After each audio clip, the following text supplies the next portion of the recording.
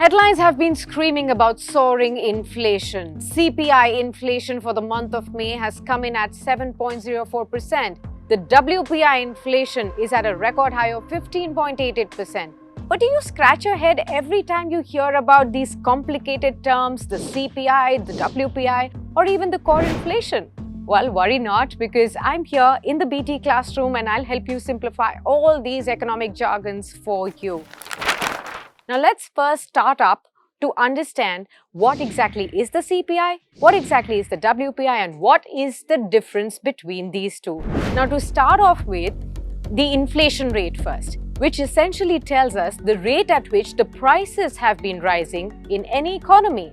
Now the most well-known indicator of inflation is the Consumer Price Index, or the CPI, which measures the price rise at the retail consumer's level.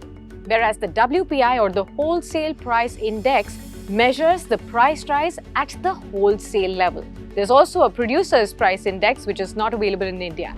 Now, the key difference between the CPI and the WPI is that the WPI does not take into account the change in prices of services, say a haircut or even a bank transaction. But the CPI does. If services such as transports or education, maybe even recreation and amusement, or even personal care, get significantly costlier, then the retail inflation will rise, but there will be no impact on the wholesale price inflation. Now in WPI, more weightage is actually given to manufactured goods, while in the CPI, or the Consumer Price Index, more weightage is actually given to the food items. Now let us begin to understand the composition of both the WPI and the CPI and the differences between the two. Now when we talk about the WPI, or the Wholesale Price Index, that measures inflation of primary articles, fuel and power, and also manufactured goods. The Consumer Price Index, on the other hand, comprises of food and beverages, pan, tobacco, intoxicants, even clothing and footwear, housing, fuel and light, as well as services right here. Now the WPI is actually dominated by the prices of the manufactured goods, while the CPI, on the other hand, is dominated by the prices of food articles, and that is as per the weightage given in this composition. Now this is also why there is a huge difference between the two rates of the WPI and the CPI as well.